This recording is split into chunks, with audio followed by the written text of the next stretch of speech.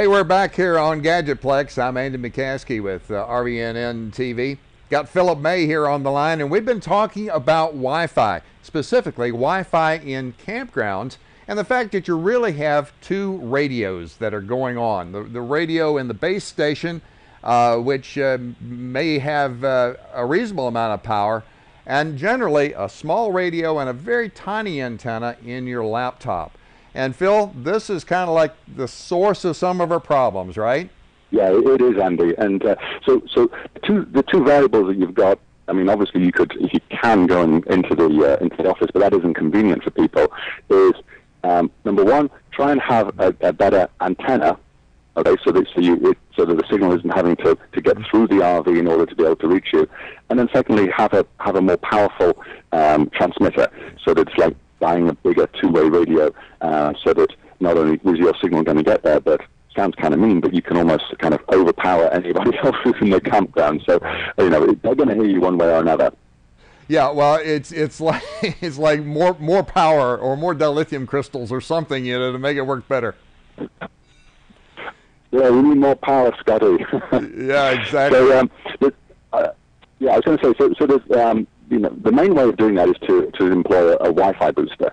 On the product testing, we looked at a number that were out there on the market. In fact, with the help of our product testers, zeroed in, did some research to find which were the best, and also what was going to be most convenient for people. Because we wanted to make sure that what we had was something that was going to be usable. Did they want an outdoor version? Did they want an indoor version? How big should it be? What kind of price points? And that helped us zero it in on a couple of products that I've got that I can show you. Yeah, Phil, just a moment for people who may not have seen an earlier episode. Talk a little bit about the Techno RV's product tester program and how that works. Okay, it's a team of people that we've got. It's over 1,000 now, who are all RVers of some description or other. Some full-time, some not, but have an interest in what we're doing in technology and gadgets for RVing. And we work closely with them when we've got new projects like this one, like the Wi-Fi, where we'll ask them their feedback. What do they think of? What are the problems? What do they think of some of these products? And then, together with that team, we then sort of work through not only testing them, but actually sort of letting them have one and give us some actual feedback, which we share with everybody. So we find it really useful, and everybody seems to like it and have fun. Yeah. So you concentrated on actually two situations: the indoor mounted and the outdoor. What sorts of recommendations have you come up with? Okay, yeah, that's really how it felt. Some people wanted something small and easy. Other people wanted just the biggest, baddest booster that there was out there. And so, and I guess that's the way that things happen. So, in terms of the outdoor one, there's a little photo, if Courtney can throw that up on the screen, of it mounted on the back of the RV. There you go. It's the white antenna on top is obviously the omnidirectional antenna, so it's picking up a signal.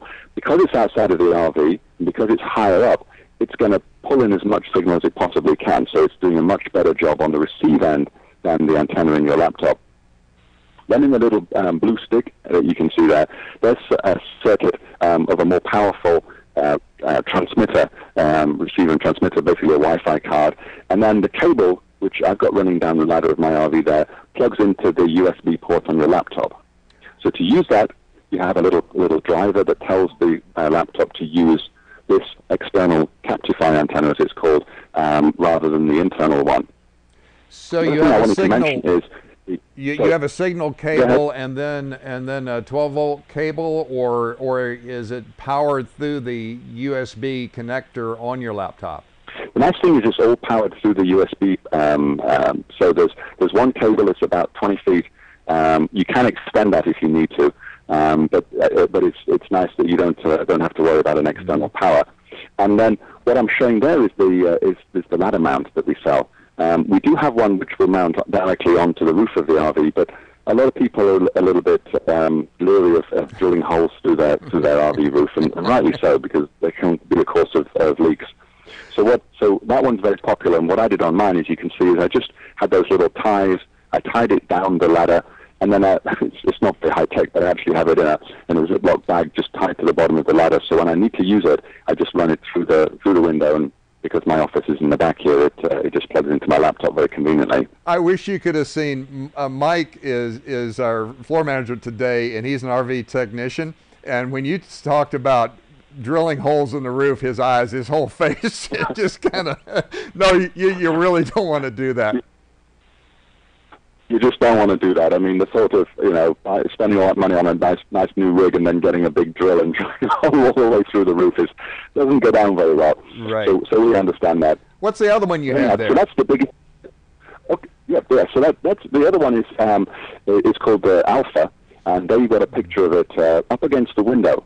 I have mine here, which I'm just holding up. But you've got the black is the antenna, and I actually put a couple of Velcro dots and pressed it up against my window, just because it made it a little bit easier for the signal to come through the window there.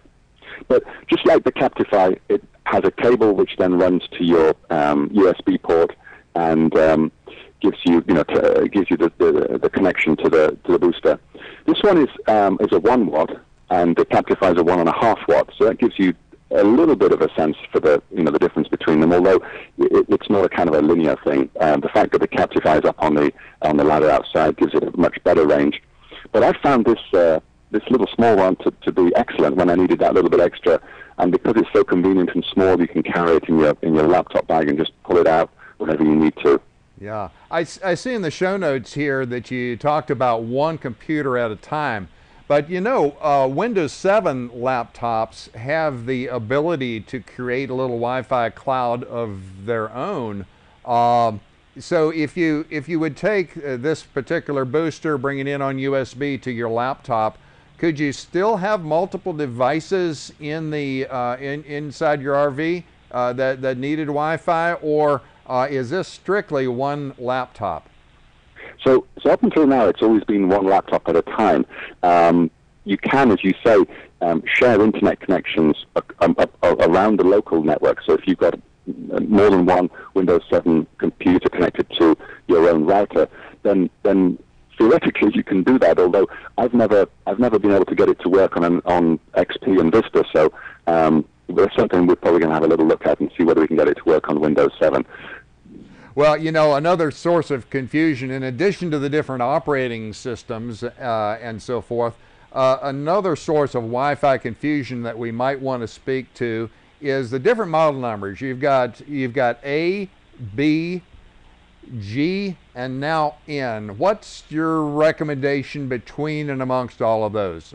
It is confusing, and it seemed every time you were looking at them, the numbers would change. I mean, the good news is they're all relatively sort of backwards compatible.